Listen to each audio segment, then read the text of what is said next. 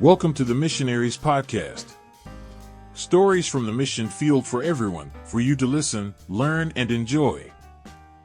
Your hosts for today are Martin and Esther. Welcome everybody to this new podcast. This time we're going to talk about being a missionary and money. Well, together with Esther we're going to do this podcast, and before we start, let me give you a couple of facts out of the Bible. Nearly 15% of everything Jesus talked about involves money and possessions, which I think is quite a lot. 16 of his 38 parables dealt with the subject of money and or possessions. That's quite a lot. It is indeed. And the only subject Jesus taught more about than money was the kingdom of God. And that's quite staggering. Yeah.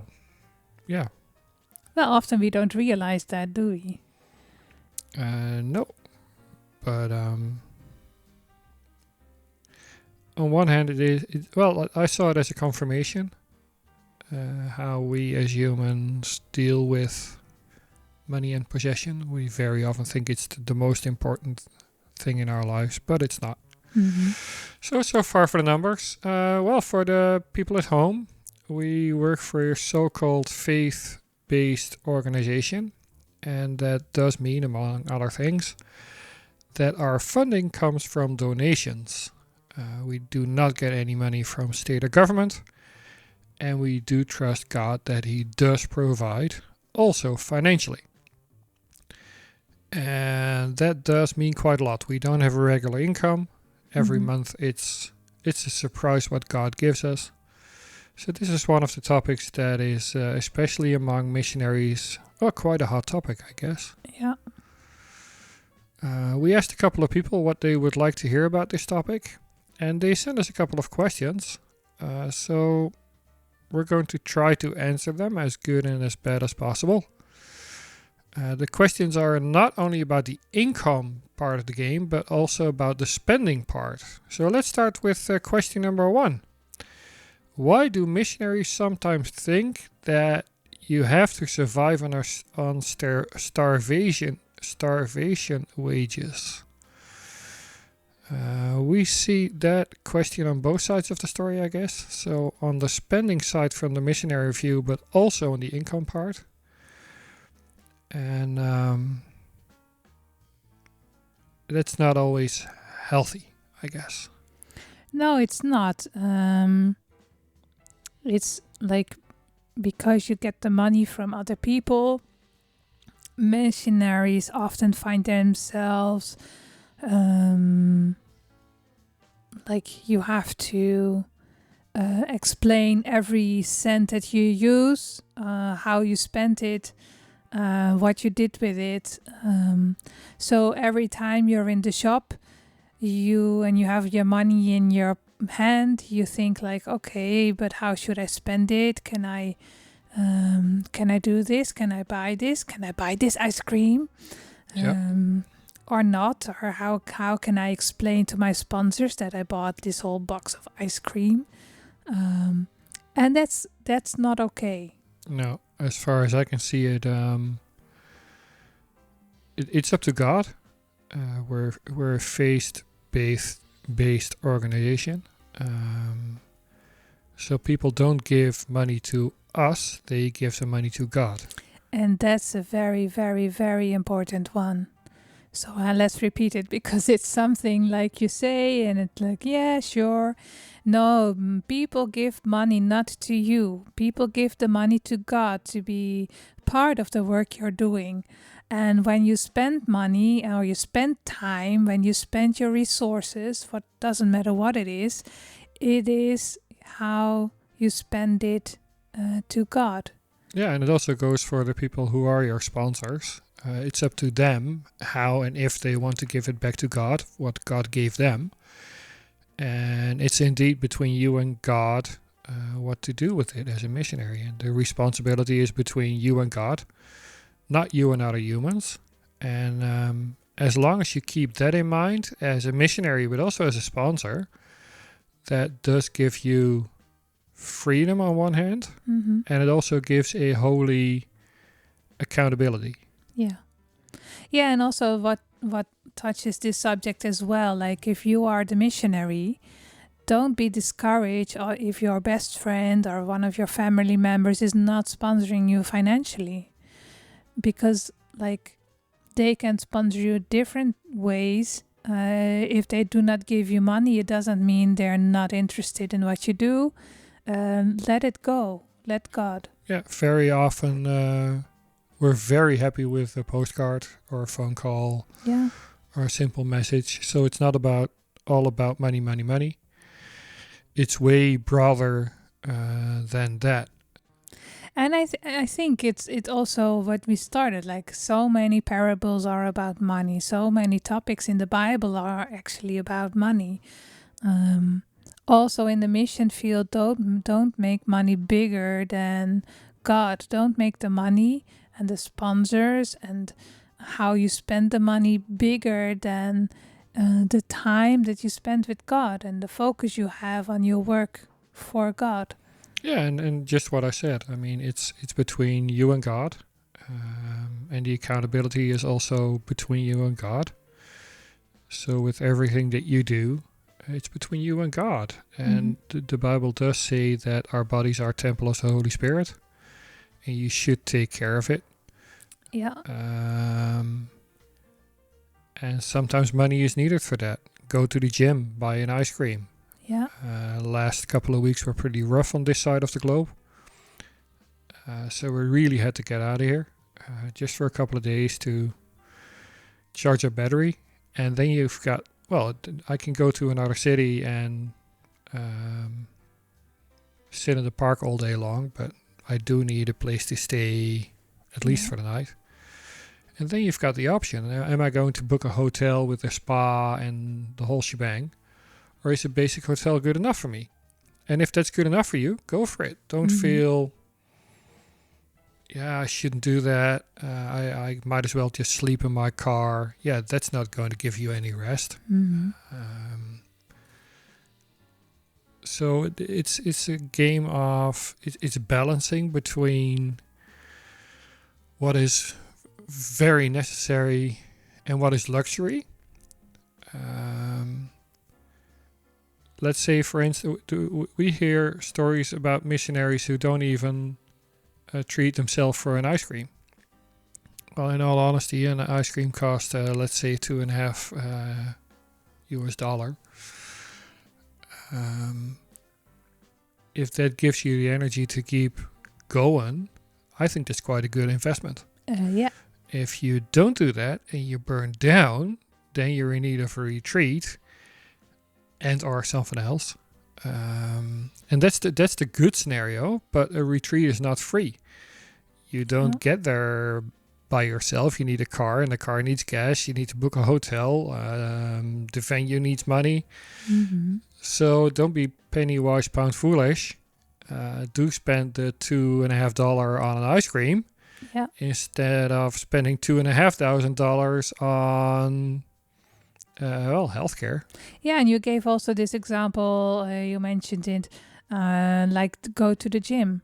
Like if you want to stay healthy, sports is a very good way of doing physical exercises. And it can be anything. It can be swimming, it can be a gym. And yeah, it is expensive, but...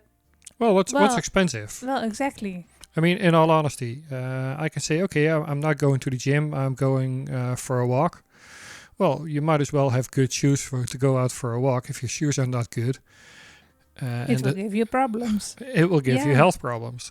And then you'll have to go to the hospital or whatever. And that will cost you more money than buying a good pair of shoes. Yeah. So is it expensive? I think if you think that a gym is expensive, then you're penny wise, pound foolish. Go into a doctor. That costs you money. Let alone go to a therapist if you can't keep up the work. It's a long-term thingy. If you're only in the mission field for 2 or 3 weeks, hey, you'll survive, no worries. But if you want to stay in the mission field for years and years and years on end, How are you going to do that? And another side of sports and spending money on that and like taking care of yourself is also if things get tough, it's a very good way to release stress, to relieve anger. Go for a good workout to the gym, and you will be refreshed afterwards, and your head can be emptied. So it's like, and physically healthy, but also mentally, it does a big thing. Well, even if you leave out the health part, I found a Bible verse in Leviticus 19, verse 18, that says, "But love your neighbor as yourself." It's love your neighbor, so as yourself. So you should also love yourself. And loving yourself is not doing nothing just to save money. It's also, go for a walk, go to a museum. Have a cup of coffee in the sun on the do terrace. so. That doesn't mean that you can do whatever you want to spend it all. Luke 12:15 says, "Be on your guard against all kinds of greed." Life does not consist in an abundance of possessions. So no, it's not like just spend it all and burn money. But there is a balance in between there. You have to take care of yourself. And that accountability goes also between you and God. A great verse that does talk about that. I love Ecclesiastics. Tough Bible verses, but I love them. Chapter 9, verse 7 through 9. "Go ahead, eat your food and be happy. Drink your wine and be cheerful. It's all right with God. Always look happy and cheerful. Enjoy life with the one you love as long as you live the useless life that God has given you in this world." I love Ecclesiastics. Yeah. But yeah, that does mean go for a walk, go to the gym, buy the ice cream. It also reminded me of the parable of the sower.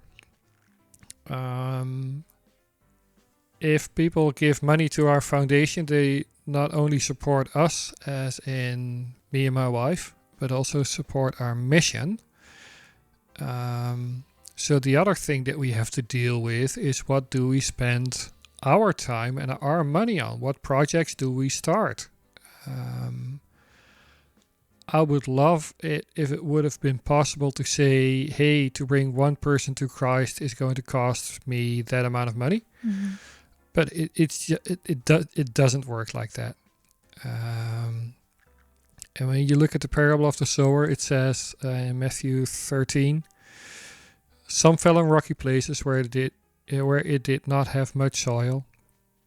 It sprang up quickly because the soil was shallow.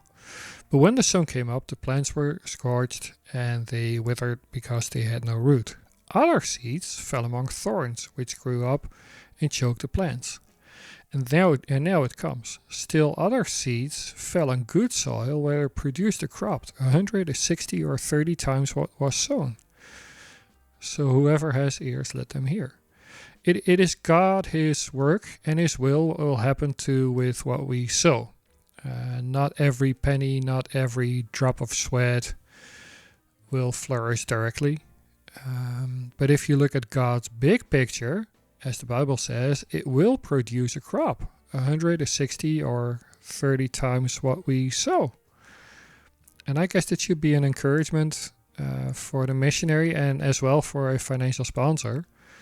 It's up to God. He will take care of it. And don't even try to humanly predict what will happen with every penny on the mission field.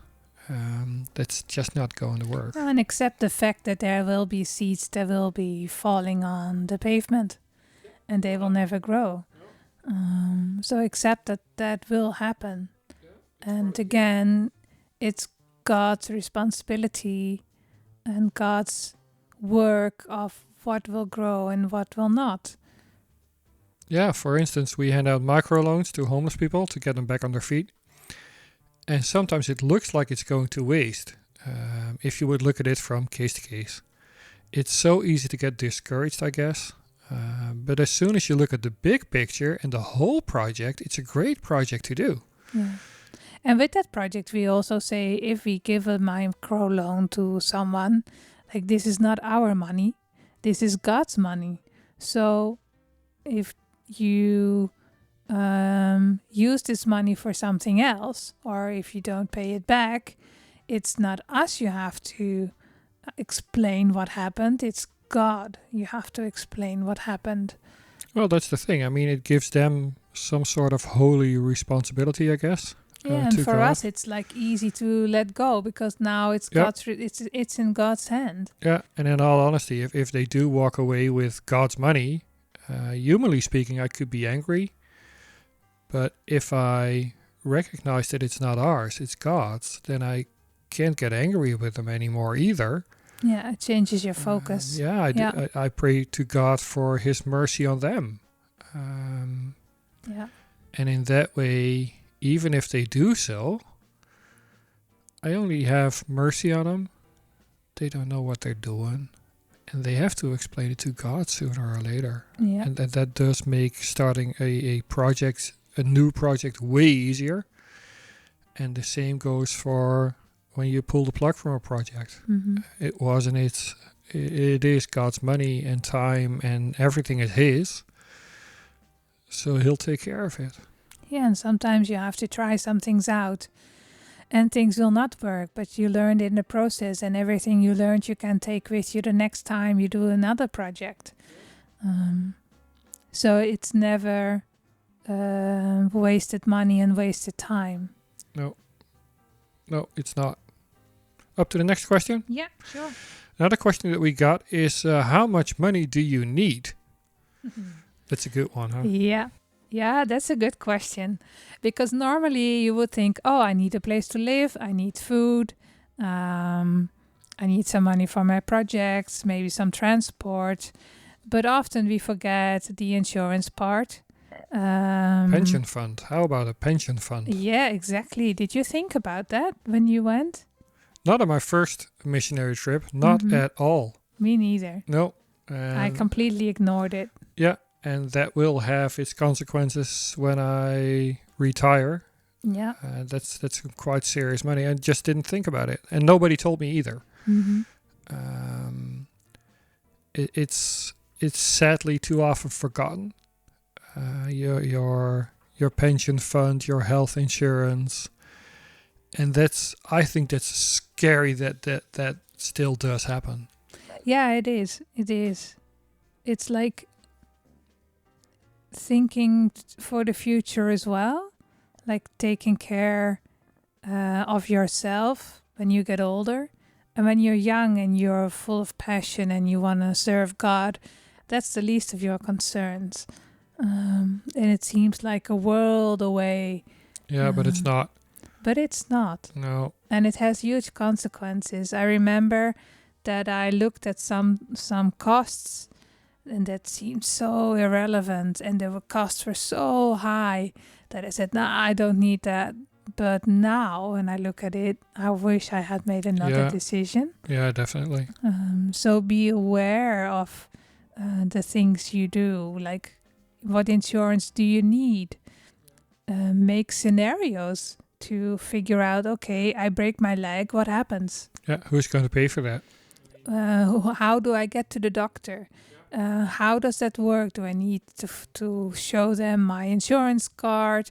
Do I need to phone the insurance that I have? Well, even simple stuff. Even if you have an insurance, how are you going to the doctor? If you have to take a cab, you have to pay for the cab.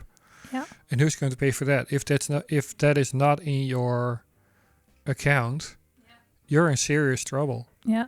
And it's simple stuff like that does add up very fast. Mm-hmm. So yeah, do make a reservation for that, I guess. The other thing is, how about a trip back home to your home country? Yeah, that's a good one. Often people think, oh, you can stay with someone, so you will only have to pay for the travels. No, you have to travel in your home country as well. Yeah. You have to stay somewhere. What if you cannot stay with family? What if it's not possible? So then you need to get a hotel or a camping or a tent or whatever. Yeah, a B&B. You might even need to rent a car. Yeah. Since your car is not in your home country, your car is in your mission country. Yeah. So you might need to rent a car. You might have to pay for public transport. And at home it's way more expensive, at least for us, than where we are now. I mean, we live in Poland and our home country is the Netherlands. And if we go, normally you would say, hey, it doesn't matter if I get food here in Poland or if I get food in the Netherlands. But in all honesty, so it doesn't matter. I don't have to reserve extra money for that, which is not true. Food in the Netherlands is twice as much as here in Poland. Yeah. So if we go to the Netherlands, we have to have extra funding for basic stuff like just think food. About gas. Think about the train. Yeah, the train ticket is hugely way expensive. more expensive. Yeah, and it's stuff like that does add up very fast. Yeah. And also about a place to stay, like if you cannot stay with friends or family and you have to book something yourself, you're going to start look at the costs. Yeah. And if you're in the city center or near the city, like in the city itself, it's way more expensive than when you're out of the city. Yeah, but if you're in the city center, you don't need a car. Exactly. So it's quite a game to get everything together. And people expect you to come to them, and they will not go to you sadly, very often. Yeah, not often. So you're in this cheaper place with very bad transport options. Yeah, and then you have to rent a car, and so far for the money. So those are things that you'll have to take in account, I guess. And very important, people think that going home is a holiday, but it's No, not. It's not. And they forget that you have to plan a holiday as well. Well, in all honesty, it's a lot of fun to go back home, to see friends and family, and to see our sponsors, to see people in church, it's a lot. It is a lot of fun. But in all honesty, it's a combination, I guess. More than 50% is some sort of work related. Mm-hmm. It's definitely not time off. You go from meeting to meeting to meeting. Yeah. So if you think that going back home is your holiday for that year, you'll burn down in a year. You'll be done. So you also need some sort of holiday or weekend off budget thing. And once again, it doesn't mean that it has to be luxurious. You can go to a campsite if that's what you want, if that's what gives you pleasure. If that is what makes you makes rest. you tick, yeah, go for it. No, you have to rest in your holiday from everything. So you have to find a place that will give you rest. If that's seaside, if it's mountains, if it's forest, if it's the city center with museums, it doesn't matter. Whatever works for you, but it has to be in your budget somewhere. Yeah, you have to make a budget for it. Yeah, definitely. Yeah, we some people of our church gave us a holiday home in Hungary last summer. Yeah, that was awesome. It was great, and they gave it to us for free. 2 weeks. We were in the middle of nowhere. There was nothing there. Yeah, we loved it. We loved it. But the only thing is, Hungary is not around the corner. Yeah. And our car doesn't drive on free gas. Nope. So even though the holiday didn't, or it looked like this is not going to cost us anything, yes, it does, since we have to buy gas and the car broke down, so now we have to fix the car. And it's not for free. Mm-hmm. And if you don't have that in a budget somewhere, you can't even go on a, in between air quotes, free holiday. It's just, it's not possible. The other thing that I also figured out were very easy stuff. New glasses. Yeah. Oh, yeah. And shoes. What do you think about shoes? Yeah, like I still walk on my shoes that are leaking. Like if it's rainy, I get wet feet. But I still walk on them because like it's expensive to buy new ones. Yeah, and you have to have a budget for that. But like if I do it, I'm sure others definitely do it as well. Oh yeah, definitely. In all honesty, I've got one pair of shoes, no, 2 pair of shoes. One for the winter, one for the summer, and that's it. But those shoes do cost money. They're not for free. And your shoes are even done for. And we're like, oh, well, it's once again serious money. I had to buy new glasses last month. Yeah. Those were expensive. Ching, ching. But you need them, you know. Well, that's the thing. Like, Yeah. And it's stuff like that you have to.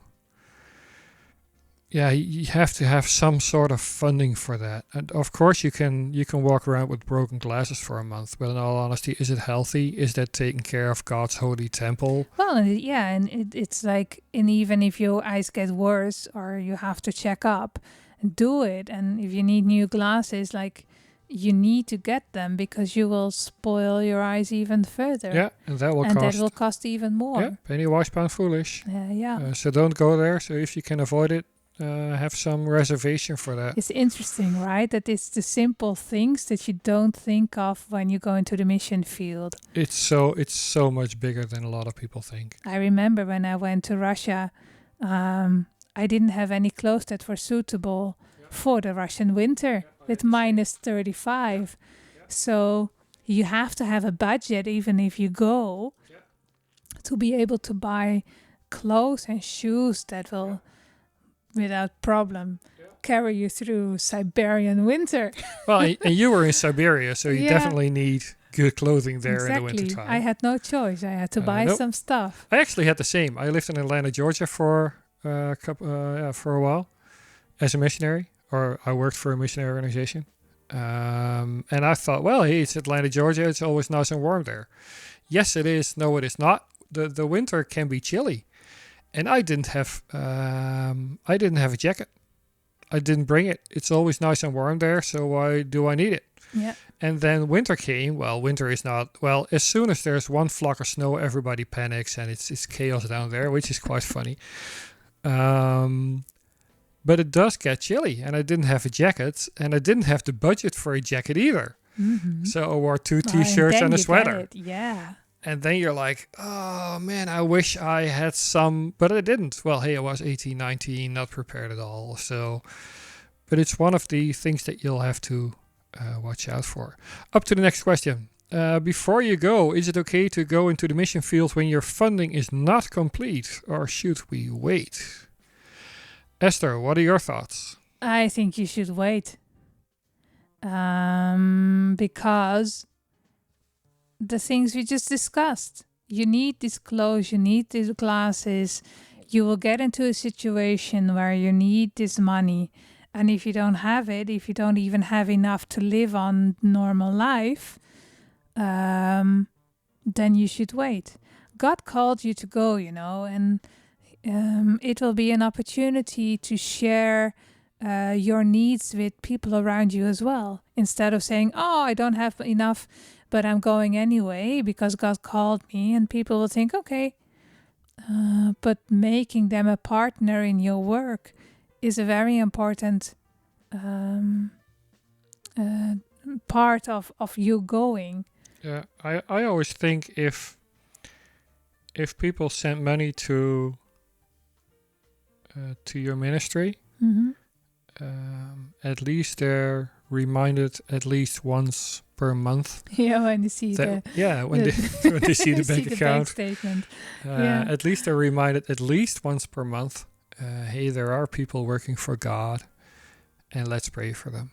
Let's send them a postcard. So so for me it goes both ways. The money is a trigger to get reminded in some sort of, I guess. I sponsored a lot of people in my past, and every time I saw my bank statement, I was like, oh man, I almost forgot about them. Is there already 1 month gone once again? And the bank statement reminded me every single month, hey, they are still there. How about I give them a call, send them a message, send them a postcard, pray for them, and think about them. And it's also a way of God giving you special miracles. Like I remember when I was gathering money and sponsors to go on my first mission trip to Siberia, I did a lot of activities just to let people know, like, hey, I'm here. These are my plans. Like I baked pancakes. Like eat as many as you can for €5. I had I guess some guy from my church, he helped me bake all these pancakes, and people came around, which is awesome because those people from church never spoke to each other. So that was like already the first win. The second win, did I earn any money? Sure, a little, but not much. But there were special meetings going on. People got to know me, my plans. They got to know, like, okay, maybe we can sponsor you for every month for a while. And as well, things that happened were I got an envelope with €500 in it, and it only had a Bible text of the people who have enough. They share what they have to the people who have not enough, and then everyone has enough. And I still don't know from who that money came. And I was like shocked. I had to sit on the couch and was sitting silent and just thanking God, like, how is this possible? And these things you will keep remembering when you're at the mission field. And when you're there and when things are tough, those you are remember, great. but God provided. And God gave me these little miracles. And He wanted me here, so I keep going. Yeah, so back to the question. Should you go if your funding is not complete? Do wait. I would say at least 80% needs to be done. Yeah. Some organizations say that as well. Like, yeah. And it's not for nothing that they say that. It's also an opportunity to let people know, hey, listen, the money's not taken care of, so I have to wait. Be honest about that. And let's be honest, what Esther just said, working and starting in a new culture is incredibly stressful. And you do not want financial trouble when you get there. There's already way more than enough to worry about as soon as you arrive. You can't imagine what's going to hit you. And don't add financial worries to that. Just don't do that. No. Another question, it's not some sort of question, but I guess it's more of some sort of remark. Remember that even before you go, a massive amount of money is needed. A lot. Yeah. That's also often forgotten because sponsors start sponsoring you very often when you go away to the mission field. And they stop when you return. Yeah. And they forget. That's not nice to say, but a lot of times people do not realize the amount you need before you go. No. And the amount you need when you come home. I mean, you come home with a suitcase and then... Yeah, it's the same. If you leave, you have to buy a suitcase. And a suitcase doesn't need to be very expensive, but it needs to be bought. Yeah. Who's shelling out the money for the healthcare or travel insurance, for instance? You need to pay that before you go. But your sponsoring didn't start since you're not on the mission field yet. So who's going to shell out the money for that? And it's on and on and on and on. And the travel expenses are very often not a part of your funding in your missionary organization. True. They pay as soon as you arrive in the mission field. They pay for your housing, for your food. But to go to the country where God wants you to go, they're not going to pay for that. You'll have to pay for that. Yeah, it's as well as you said about clothing. Yeah. If you need different clothing because of the different temperatures and stuff, it needs to be paid. And it's not from your salary from the organization that you'll get it. Yeah, in our case, the upfront money is about the same as a half year of wages. Yeah, it was enormous. And we had no sponsors before we left, just none. Mm-hmm. And all honor to God that we had the money privately, but it's a lot. And somehow that money needs to come back, because when you stop with your mission work, the same amount of money or even more will be needed to get back on your feet back home. Yeah. And as soon as what you just said, as soon as you leave the mission field, 99% of the sponsors will stop. And that's a harsh reality. Yeah. So you need to have money before you go, and you have to have some serious money when you go back. Yeah. Make sure you have that somewhere, or you have a plan to build a fund, or budget it in. Yeah. Like every month I put aside this amount for when I come, for when my mission trip here ends. Yeah. Or if you continue your missions but go to another country or go to another city, like moving, it's so much costs that you have to budget them somewhere. Yeah, we often joke this is the most expensive hobby Yeah. that we ever had. Well, it is. Well, it's not a hobby. Sometimes I'm surprised about how much miniature trains costs, but then I mean, it's what nothing. you do here in compared in to comparison to what the we trains, do here, it's yeah. nothing.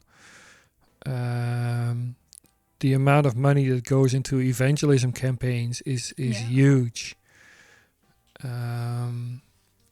Insurance, you're an expat. Your car insurance, if you're in your home country, you probably get a discount if you didn't crash your car in the first couple of years. But you arrive in a new country and you'll start with a 0 discount. Yep. Even worse, you have to pay more since you're a foreigner, cannot be very trusted with insurance, or at least that's what the insurance company thinks.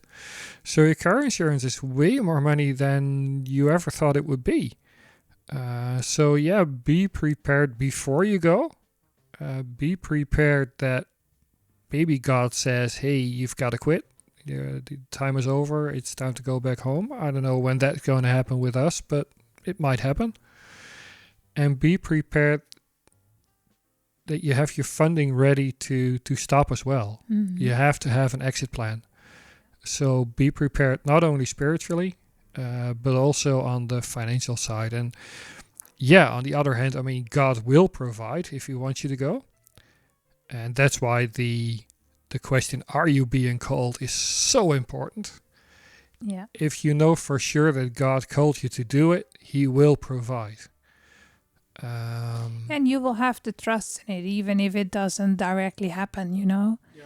Like, even if we had to go back to the Netherlands right now, we would start with nothing. And we will go to the second-hand shop and buy, I don't know, everything we need for much less, much less. And it will not be your home or your home as you wanted it to be, but in time, it will grow again. Yeah, it will. Yeah, you have to trust God on that. And if you don't have this assurance from God that you did His will, then it becomes really hard to carry that as well. Yeah. But as long as you have this assurance that it's God's work you're doing, and it was God's will for you to come home at this moment or to move to another place, then it's okay to live in these circumstances for a while until things get better again. Yeah, I think that's a huge lesson that we need to keep repeating. Are you sure that God called you to go to, I don't care what sort of country or mission field, but as long as you're not very sure about that, just don't go.